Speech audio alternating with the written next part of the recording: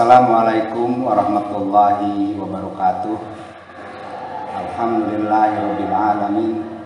Wassalatu wassalamu ala asrofil anbiya'i wal mursalin wa ala alihi wa sahbihi ajma'in. Amma ba'd.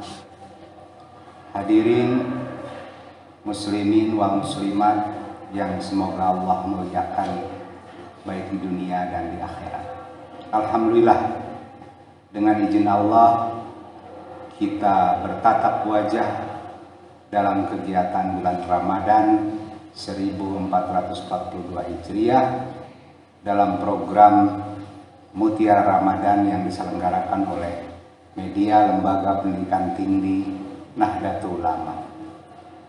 Pada kesempatan ini saya ingin menasehati khususnya untuk diri saya sendiri dan secara umum untuk muslimin wal muslimat dimanapun saudara berada. Saya akan menyampaikan tentang sumpah. Banyak orang bersumpah dan banyak kata-kata sumpah menjadi hal yang biasa dilakukan. Banyak orang mudah mengucapkan kata-kata sumpah. Kata sumpah keluar begitu saja tanpa dipikirkan akibat dan dampak buruk apabila ternyata sumpah ini tidaklah benar. Allah tidak menyukai orang-orang yang mudah berkata sumpah.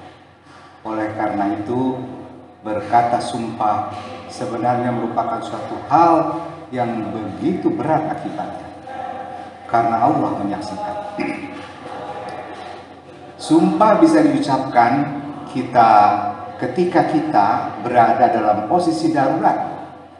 Misalnya ketika tak ada orang lagi yang percaya pada kita, padahal kita sudah berucap kata yang benar.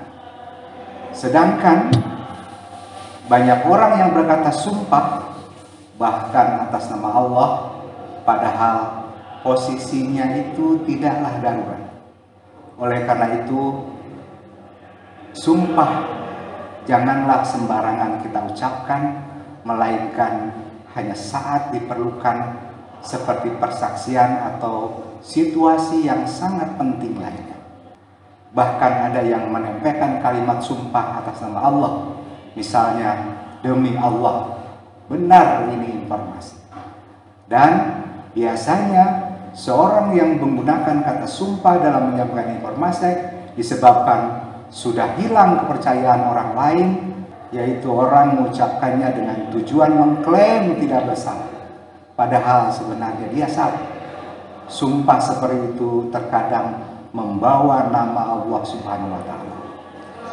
Kata sumpah sendiri menurut kamus bahasa itu yang berarti pernyataan yang diucapkan secara resmi dengan bersaksi kepada Tuhan atau kepada sesuatu yang sangat suci.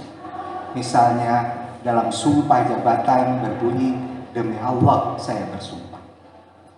Yang kedua, sumpah itu adalah pernyataan yang disertai dengan tekad melakukan sesuatu untuk menguatkan kebenaran atau berani menderita sesuatu kalau pernyataan itu tidaklah benar. Misalnya sumpah tanda loyal terhadap organisasi atau persatuan tertentu yang ada di masyarakat. Yang ketiga, sumpah itu berarti janji atau ikrar yang teguh akan menunaikan sesuatu. Dalam hal ini misalnya seseorang berikrar pada dirinya sendiri. Kalau kita simak surat Al-Maidah ayat ke-89, Allah berfirman yang artinya Allah tidak menghukum kamu disebabkan sumpah-sumpahmu yang tidak dimaksud untuk bersumpah, tetapi Dia menghukum kamu disebabkan sumpah-sumpah yang kamu sengaja. Maka kafarat atau melanggar sumpah itu ialah memberi makan 10 orang miskin, yaitu dari makanan yang biasa kamu berikan kepada keluargamu atau memberi pakaian kepada mereka atau memerdekakan seorang budak. Barang siapa tidak sanggup melakukan demikian, maka kafarat atau melanggarnya puasa selama 3 hari. Demikian Allah menerangkan kepada hukum-hukumnya agar kamu bersyukur kepadanya. Surat Al-Maidah ayat 89. Dari sumber lain, misalnya sumber karya Profesor Dr. M. Mutawil As-Sa'rawi menerjemahkan firman itu bahwa Allah menerangkan bahwa jika kita mengucapkan sumpah dengan tidak ada maksud untuk mengatakannya, maka tidak ada dosa atau hukuman yang akan kita dapatkan. Oleh karena itu, tidak mengapa jika kita tidak sengaja mengucapkan kata sumpah itu. Dan yang penting segeralah ucapkan kalimat istighfar sebagai tanda penyesalan atas perkataan yang tak terpikirkan sebelum ini. Di dalam tafsir Jalalain berkaitan dengan surat Al-Maidah 89 ini, bahwa Allah tidak menghukum kamu disebabkan senda gurau yang terjadi di dalam sumpah-sumpahmu, yaitu sumpah yang dilakukan secara tidak sengaja hanya karena lisan terlanjur mengatakan. Mengenai hal ini, yaitu semuanya kamu bersumpah dengan sengaja, artinya kafarat sumpah tersebut apabila kamu melanggarnya dengan cara memberi makan 10 orang miskin, yaitu untuk setiap orang sebanyak 1 mud, yaitu dari makanan yang biasa kamu makan, dari makanan keluargamu. Artinya kualitas makanan yang paling pertengahan, yang paling biasa dipakai, bukannya kualitas yang paling tinggi ataupun yang paling rendah, yaitu sesuatu yang biasa dijadikan sebagai pakaian seperti baju, gamis, serban, dan lain-lain. Di dalam tafsir Al-Muyassar dari Kementerian Arab Saudi, surat Al-Maidah ayat 89 tersebut diterjemahkan, Allah tidak akan menghukum kalian, wahai orang-orang mukmin, berdasarkan sumpah yang kalian ucapkan tanpa sengaja, tetapi Dia akan menghukum kalian berdasarkan sumpah yang disengaja dan hati kalian bertekad untuk itu, kemudian kalian melanggar sumpah. Kafarat dari sumpah yang kalian sengaja dan diucapkan dengan sungguh-sungguh, bila kalian melanggarnya, maka salah satu dari 3 pilihan, yaitu memberi makan 10 orang miskin dengan jenis makanan yang biasa dikonsumsi oleh rata-rata penduduk negerimu. Masing-masing orang miskin mendapat sekitar 1,5 kilogram, atau memberi pakaian kepada mereka dengan jenis pakaian yang umum, atau memerdekakan seorang budak belian yang beriman atau muslim. Jika seorang tidak mampu menembus dengan salah satu 3 pilihan tersebut, maka ia boleh berpuasa selama 3 hari. Hal ini semua merupakan kafarat sumpah kalian, wahai kaum mukminin, bila kalian bersumpah atas nama Allah lantas melanggarnya.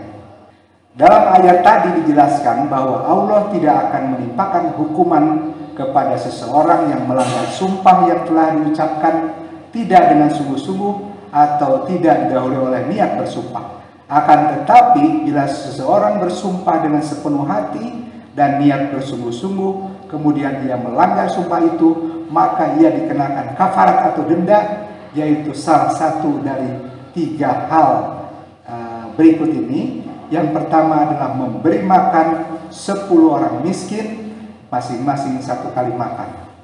Yang kedua, memberi pakaian kepada 10 orang miskin yang sama mutunya dengan pakaian kita sehari-hari. Yang ketiga adalah memerdekakan seorang hamba sahaya yang diperoleh dengan jalan membeli atau menawarnya dalam peperangan.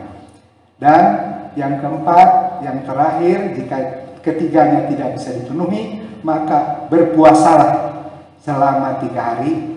Ini berlaku bagi pelanggar sumpah yang tidak mampu membayar kafarat sumpahnya dengan salah satu dari 3 macam kafarat yang disebutkan terdahulu.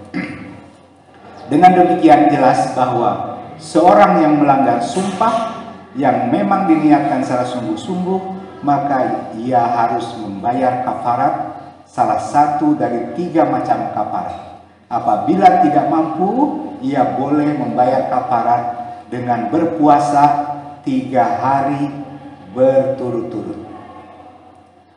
Apabila sumpah sudah diucapkan dengan niat sungguh-sungguh, maka sumpah itu harus ditepati, kecuali bila sumpah itu menyalahi peraturan agama, misalnya untuk mengharamkan apa-apa yang telah dihalalkan Allah. Pada akhir ayat ini Allah menjelaskan ayat-ayatnya yang berisi hukum-hukum agama kepada mereka yang mau bersyukur kepadanya dan segala rahmatnya, keadilannya, serta kasih sayangnya. Diharapkan syukur yang dilakukan dengan cara-cara yang diajarkan akan bertambahnya rahmat kepada kita semua. Mohon maaf atas segala kesalahan kata dan kekurangan. Wallahu waffiq ila thoriq. Wassalamualaikum warahmatullahi wabarakatuh.